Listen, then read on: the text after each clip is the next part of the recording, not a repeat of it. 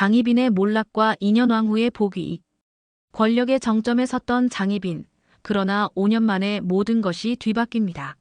1694년 갑술환국, 죽은 줄 알았던 인현왕후가 기적적으로 복이 되고 장희빈은 나락으로 떨어집니다. 도대체 무슨 일이 벌어진 걸까요? 조선 역사상 가장 극적인 대역전의 전말을 파헤쳐봅니다. 장희빈의 교만과 남인 정권의 균열. 숙종 18년, 1692년. 왕비가 된 지 3년째를 맞은 장희빈은 이제 조선 궁궐의 절대 권력자였습니다. 그녀의 처소인 중궁전은 매일 수많은 신하들과 궁인들이 인사를 올리러 오는 곳이 되었죠. 왕비마마께 문안 인사를 올리옵니다. 남인의 영수 윤유가 정중하게 절을 올렸습니다. 하지만 장희빈의 태도는 예전과 달랐습니다. 윤대감 요즘 조정일이 어떠한가? 장희빈의 목소리에는 오만함이 묻어났습니다. 예전처럼 조심스럽게 묻는 것이 아니라 마치 자신이 정치를 지휘하는 듯한 태도였죠. 순조롭게 진행되고 있어옵니다, 마마. 그런가? 그런데 내가 보기에는 신하들이 너무 안일한 것 같은데. 윤유는 당황했습니다. 장희빈이 직접적으로 정치에 개입하려 든다는 것은 위험한 신호였거든요. 마마, 정치는 저희 신하들이 알아서 하는 것이니. 윤대감 내가 누구인지 잊었나? 나는 왕비이고 세자의 어머니냐. 내가 정치에 관심을 갖는 것이 뭐가 잘못됐다는 말인가? 장희빈의 목소리가 날카로워졌습니다. 권력에 취한 그녀는 점점 더 교만해지고 있었습니다. 그렇지 않사옵니다. 다만 설마 나를 견제하려는 것은 아니겠지? 윤유는 식은땀을 흘렸습니다. 장희빈이 이렇게 변할 줄은 몰랐거든요. 절대 그런 것이 아니옵니다. 그렇다면 다행이다. 앞으로는 중요한 정치적 결정이 있을 때마다 나에게 미리 알려라. 이날 이후 장희빈은 더욱 적극적으로 정치에 개입하기 시작했습니다. 심지어 인사 문제까지 관여하려 들었죠. 내 친척들을 요직에 앉혀라. 경종을 더욱 잘 교육시킬 스승들을 선별하겠다. 궁중 예산을 늘려서 내 처소를 더욱 화려하게 꾸며라. 장희빈의 요구는 갈수록 과해졌습니다. 권력에 취한 그녀는 자신이 무엇이든 할 수 있다고 생각했거든요. 이런 장희빈의 모습에 숙종도 불편함을 느끼기 시작했습니다. 왕비, 요즘 너무 정치에 깊이 관여하는 것 아니냐? 어느 날 밤 숙종이 조심스럽게 말을 꺼냈습니다. 주상전하, 소신은 단지 주상전하를 도우려는 것뿐입니다. 도움은 고맙지만 신하들이 부담스러워한다. 그들이 부담스러워한다고요? 주상전하, 신하들이 감히 왕비를 부담스러워한다는 것입니까? 장희빈의 목소리가 차갑게 변했습니다. 예전 같으면 숙종의 말에 순순히 따랐을 텐데 이제는 오히려 반박하고 있었죠. 그게 아니라 주상전하도 이제 저를 견제하시려는 건가요? 장희빈의 눈에서 눈물이 흘렀습니다. 하지만 그 눈물에는 예전의 순수함이 아니라 계산된 연기가 담겨 있었습니다. 왕비, 숙종은 할 말을 잃었습니다. 장희빈이 이렇게 변할 줄은 몰랐거든요. 그날 밤 두 사람은 어색한 분위기에서 함께 시간을 보냈습니다. 장희빈은 여전히 아름다웠고 숙종을 유혹할 줄 알았지만 예전 같은 순수함은 찾을 수 없었습니다. 주상전하, 장희빈은 숙종에게 몸을 맡겼지만 그 마음속에는 권력에 대한 집착만이 가득했습니다. 한편 남인 내부에서도 장희빈에 대한 불만이 쌓여가고 있었습니다. 왕비마마가 너무 나서신다. 정치는 우리가 하는 것인데 왜 자꾸 간섭하시는 거냐? 이러다가 큰일 나겠어. 남인들 사이에서 장희빈에 대한 비판적인 목소리가 나오기 시작했습니다. 그들도 장희빈의 과도한 권력욕을 경계하기 시작한 것이죠. 더욱 심각한 문제는 장희빈의 측근들이 권력을 남용하기 시작했다는 것이었습니다. 왕비마마의 뜻이라고 하면서 뇌물을 받고 있다. 궁중 물품을 빼돌리고 있다. 인사청탁을 받고 돈을 받고 있다. 장희빈을 둘러싼 비리와 부패가 점점 심해졌습니다. 그리고 이런 소문들이 숙종의 귀에까지 들어가기 시작했죠. 정말 그런 일들이 벌어지고 있느냐? 숙종이 신하들에게 물었을 때 누구도 선뜻 대답하지 못했습니다. 왕비와 관련된 일이었기 때문이죠. 하지만 숙종은 서서히 장희빈에 대한 신뢰를 잃어가고 있었습니다. 그리고 이것은 앞으로 벌어질 거대한 정치적 변화의 전조였습니다. 송시열과 김수왕의 복권 움직임. 숙종 19년, 1693년. 기상왕국으로 몰락했던 서인들이 서서히 움직이기 시작했습니다. 그들의 구심점은 여전히 살아있던 송시열과 유배에서 돌아온 김수왕이었죠. 이제 때가 되었습니다. 김수왕이 은밀한 모임에서 말했습니다. 서인의 주요 인물들이 한자리에 모인 자리였습니다.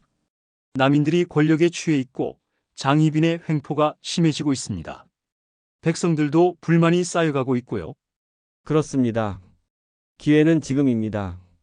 송시열도 동의했습니다. 비록 나이가 많았지만 여전히 서인들의 정신적 지주였거든요.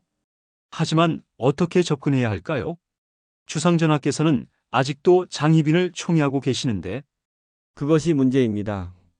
직접적으로 장희빈을 공격하기는 어렵고 서인들은 고민에 빠졌습니다. 장희빈이 여전히 숙종의 총애를 받고 있는 상황에서 함부로 움직일 수는 없었거든요. 경종의 건강 문제는 어떻습니까? 갑자기 한 신하가 중요한 문제를 제기했습니다. 경종이 자주 아프다는 소문이 있던데. 그렇습니다. 세자마마의 건강이 좋지 않다고 합니다.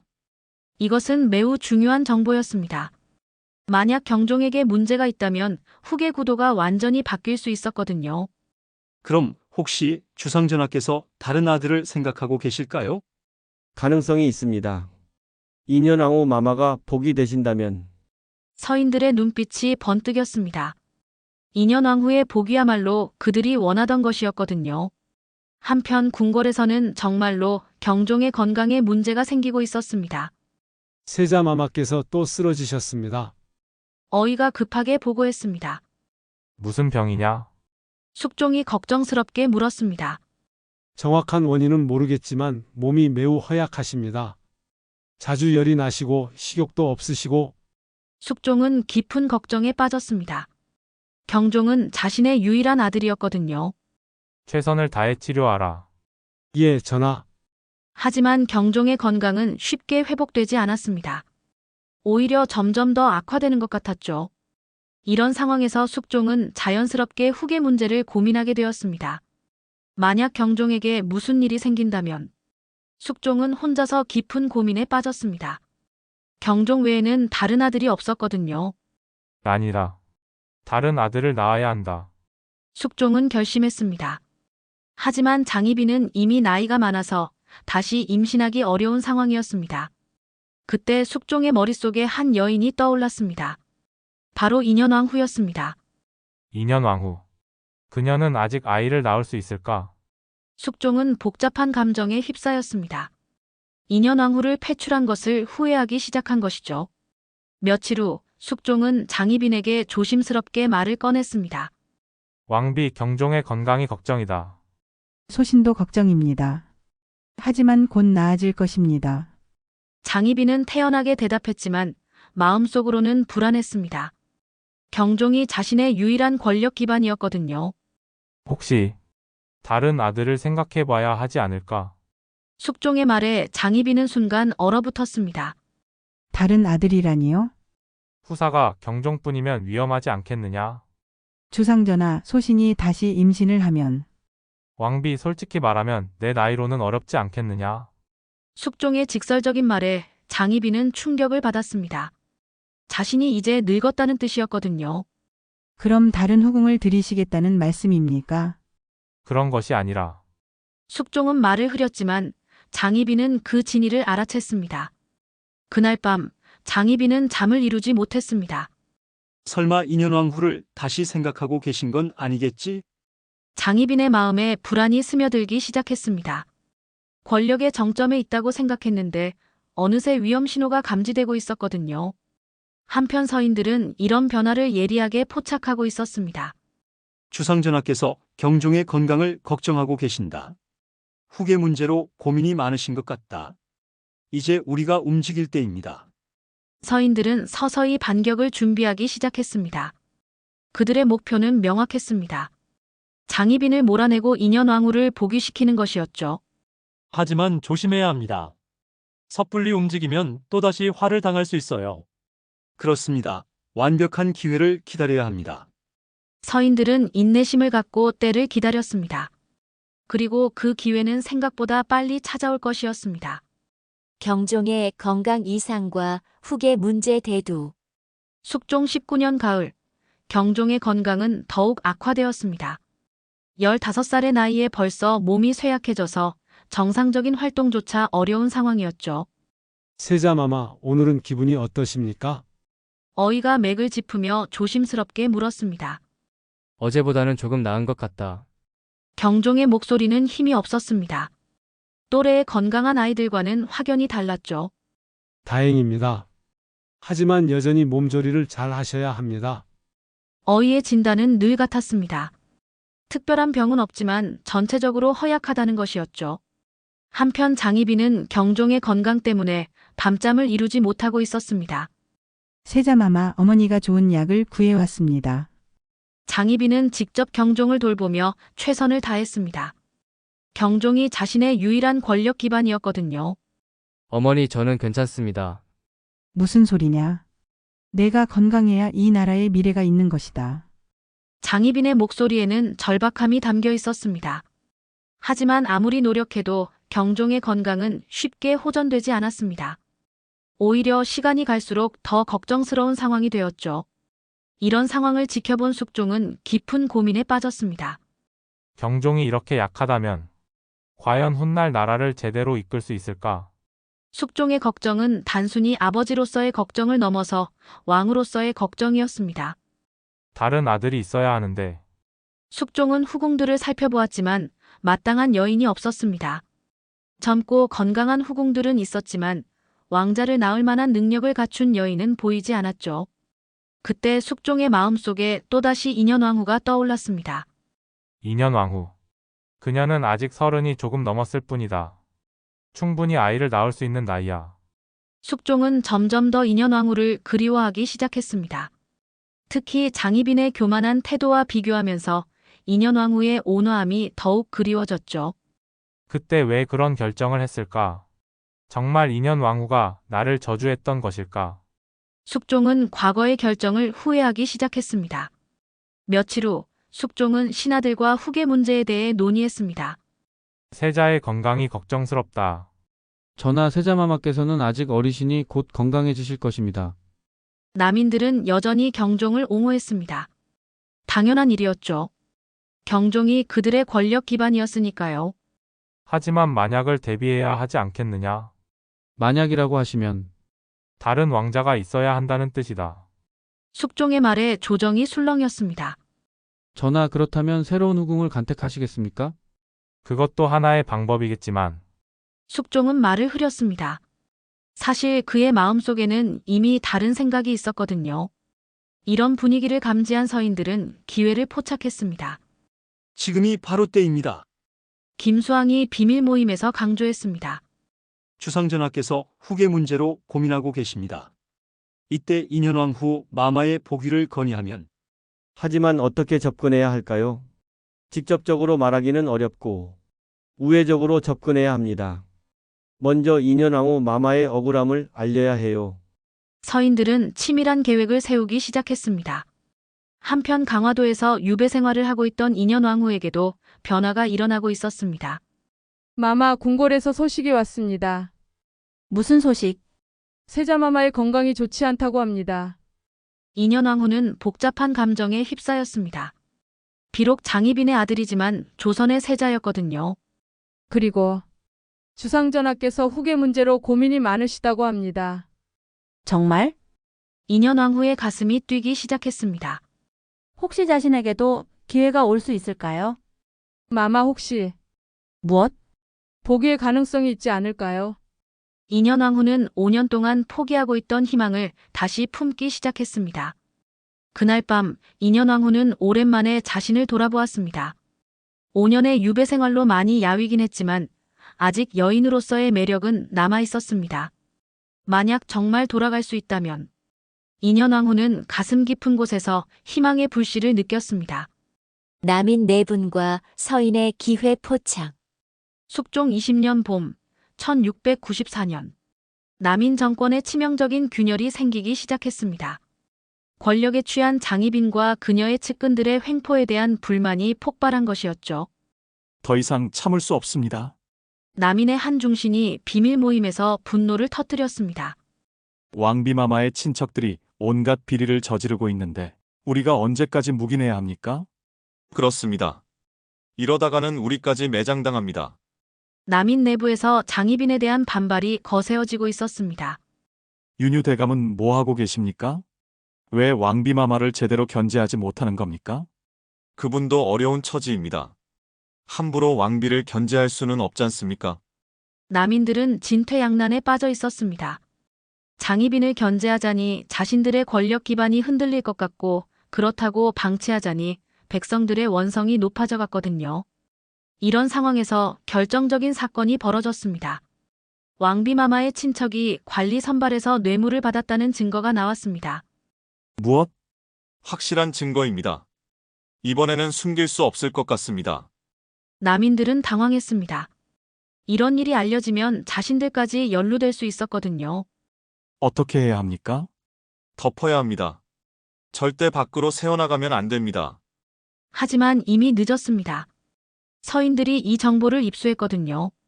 드디어 기회가 왔습니다. 김수왕이 흥분하며 말했습니다. 이제 남인들의 부패를 폭로할 수 있습니다. 하지만 조심해야 합니다. 섣불리 움직이면 또 화를 당할 수 있어요. 아닙니다. 이번에는 확실한 증거가 있습니다. 그리고 주상전하의 마음도 변하고 계시고요. 서인들은 신중하지만 확고한 계획을 세웠습니다. 먼저 그들은 익명으로 부패 사실을 알리는 상소를 올렸습니다. 전하, 궁중에 심각한 부패가 만연해 있사옵니다. 무슨 소리냐? 숙종이 놀라며 물었습니다. 왕비마마의 측근들이 관직 매매를 하고 있다는 확실한 증거가 있습니다. 숙종은 충격을 받았습니다. 설마 장희빈 주변에서 이런 일이 벌어지고 있을 줄은 몰랐거든요. 조사해보라. 예, 전하. 조사가 시작되자 장희빈은 크게 당황했습니다. 이게 무슨 일입니까? 장희빈이 윤유를 불러 따졌습니다. 누가 감히 저를 모함하는 겁니까? 마마, 일단 진정하십시오. 아마 서인들의 소행일 것입니다. 서인들? 그들이 아직도 살아있었단 말입니까? 장희빈은 분노했습니다. 자신이 완전히 제거했다고 생각했던 서인들이 다시 움직이고 있었거든요. 어떻게 해야 합니까? 일단 증거를 없애야 합니다. 그리고 관련된 사람들의 입을 막아야 하고요. 하지만 이미 상황은 장희빈에게 불리하게 돌아가고 있었습니다. 며칠 후 조사 결과가 나왔습니다. 정말로 부패가 있었습니다. 신하가 보고했습니다. 왕비 주변의 여러 인물들이 관직 매매에 연루되어 있습니다. 숙종의 얼굴이 굳어졌습니다. 그럼 왕비도 알고 있었다는 뜻이냐? 그건 확실하지 않습니다. 하지만 숙종의 마음속에는 이미 의심이 싹트고 있었습니다. 그날 밤 숙종이 장희빈을 불렀습니다. 왕비, 내 주변에서 벌어지고 있는 일들을 알고 있느냐? 무슨 말씀이십니까? 장희빈은 모르는 척했지만 숙종의 차가운 시선을 느낄 수 있었습니다. 부패 말이다. 내 친척들이 관직을 사고 팔고 있다던데. 주상전하, 그런 일은 제가 전혀 모르는 일입니다. 정말 모르느냐? 숙종의 목소리에는 불신이 담겨 있었습니다. 정말 모릅니다. 설마 저를 의심하시는 건 아니겠죠? 장희빈은 숙종에게 몸을 맡기며 애교를 부려보았지만 예전 같은 효과는 없었습니다. 왕비, 숙종은 장희빈을 밀어냈습니다. 당분간 조심하는 것이 좋겠다. 장희빈은 충격을 받았습니다. 숙종이 자신을 거부한 것은 처음이었거든요. 주상전하, 나가 있어라. 숙종의 차가운 명령에 장희빈은 할 수 없이 물러날 수밖에 없었습니다. 그날 밤 장희빈은 잠을 이루지 못했습니다. 설마 내가 다시 몰락하는 건 아니겠지? 5년 전 인현왕후가 그랬던 것처럼 이제 장희빈에게도 위기가 찾아오고 있었습니다. 그리고 서인들은 이 기회를 놓치지 않을 작정이었습니다. 인현왕 후의 기적적 복위와 장희빈의 몰락. 숙종 20년 여름 1694년 드디어 결정적인 순간이 다가왔습니다. 서인들의 끊임없는 공세와 남인 정권의 부패 폭로, 그리고 무엇보다 숙종의 마음 변화가 모든 것을 바꾸어 놓을 것이었죠. 전하, 신들이 올린 상소를 다시 한번 살펴보시옵소서. 김수왕이 조심스럽게 말했습니다. 인현왕 후의 폐위는 잘못된 증거에 의한 것이었습니다. 무슨 소리냐? 숙종이 놀라며 물었습니다. 5년 전 무당 사건, 그것이 조작된 것이라는 증거를 찾았습니다. 서인들이 준비한 결정적인 카드였습니다. 인현왕 후의 저주 사건이 남인들의 음모였다는 증거를 제시한 것이죠. 정말이냐? 그렇사옵니다. 당시 증인들이 거짓 증언을 했다고 고백했습니다. 숙종은 충격에 빠졌습니다. 만약 이것이 사실이라면 자신이 억울한 여인을 5년간 유배 보낸 셈이었거든요. 그럼 인현 왕후는 무죄라는 뜻이냐? 그렇사옵니다, 전하. 숙종의 가슴에는 복잡한 감정이 일었습니다. 죄책감, 그리움, 그리고 분노가 뒤섞여 있었죠. 한편 이 소식을 들은 장희빈은 절망에 빠졌습니다. 이럴 수가. 어떻게 이런 일이. 장희빈은 자신의 처소에서 절규했습니다. 모든 것이 무너져 내리는 기분이었거든요. 마마 아직 포기하시면 안 됩니다. 측근이 위로했지만 장희빈은 이미 패배를 직감하고 있었습니다. 며칠 후 숙종은 중대한 결정을 내렸습니다. 인현 왕후를 복위시킨다. 이 선언은 조정을 뒤흔들었습니다. 5년 만에 패비가 다시 왕비로 복귀하는 전례 없는 일이 벌어진 것이었죠. 그리고 갑술왕국을 단행한다. 남인들을 모두 축출하고 서인이 정권을 담당하라. 숙종의 명령에 따라 대대적인 인사 개편이 이루어졌습니다. 윤유를 비롯한 남인의 주요 인물들이 일거에 축출되었죠. 장희빈은 어떻게 처리할까? 숙종은 깊은 고민에 빠졌습니다. 한때 가장 사랑했던 여인이었지만 이제는 모든 것이 달라졌거든요. 강화도에서는 믿을 수 없는 소식이 전해졌습니다. 마마 복이 되셨습니다. 다시 왕비가 되셨습니다. 정말입니까? 인현왕후는 눈물을 흘렸습니다. 5년간의 고통스러운 유배 생활이 끝나는 순간이었거든요. 궁궐로 돌아가실 준비를 하셔야 합니다. 꿈 같은 일이군요. 인현왕후는 감격에 겨워 떨었습니다. 며칠 후 인현왕후가 궁궐로 돌아왔습니다. 5년 전 초라하게 떠났던 것과는 달리 이번에는 당당하게 왕비로 돌아온 것이었죠. 왕비마마께서 돌아오셨습니다. 궁녀들이 일제히 절을 올렸습니다. 많은 이들이 진심으로 인현왕후의 복귀를 기뻐했죠. 오랜만입니다. 인현왕후의 목소리는 5년 전보다 더욱 성숙하고 깊이가 있었습니다. 고난을 겪으며 더욱 단단해진 것이죠. 그날 밤 숙종이 인현왕후를 찾았습니다. 왕비. 아니 인현 왕후. 주상전하. 두 사람 사이에는 묘한 긴장감이 흘렀습니다.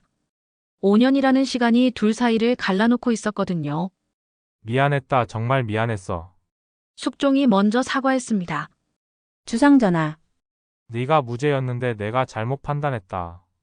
인현왕후의 눈에서 눈물이 흘렀습니다. 5년간 기다린 이 말을 드디어 들을 수 있었거든요. 이제 다시 시작하자. 우리 둘이서. 숙종은 인현왕후를 끌어안았습니다. 5년간의 공백을 메우려는 듯 간절하게 안았죠. 주상전하. 인현왕후도 숙종의 품에 안겼습니다. 그녀의 몸은 5년 전보다 더욱 성숙해져 있었고 고난을 겪으며 더욱 깊어진 매력이 있었습니다.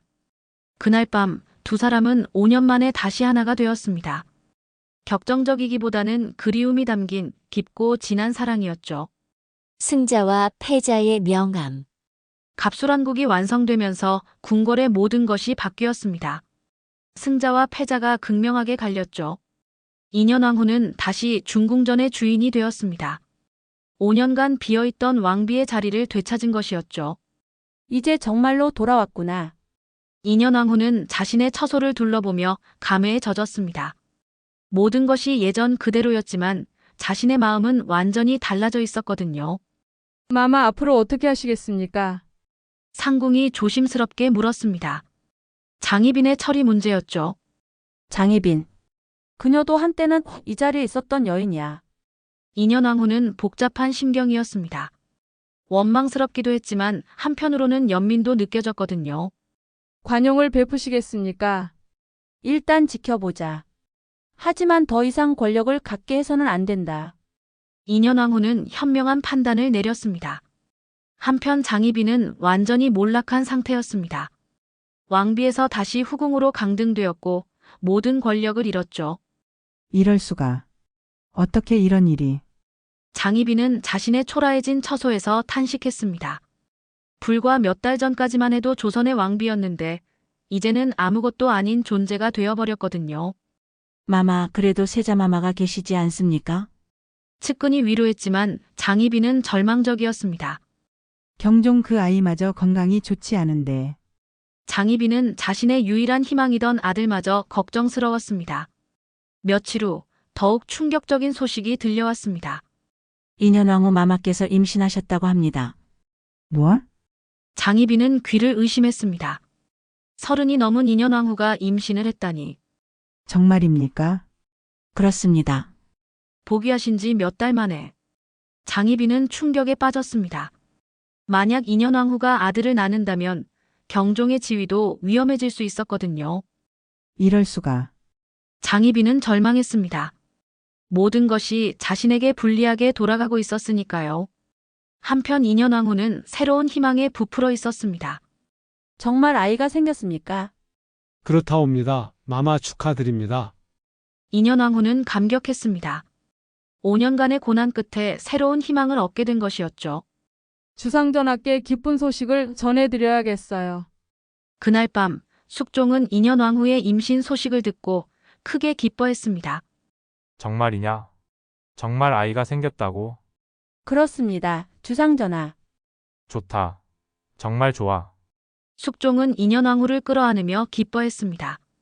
이제 정말로 새로운 시작이라는 생각이 들었거든요. 이번에는 아들이겠지? 모르겠습니다.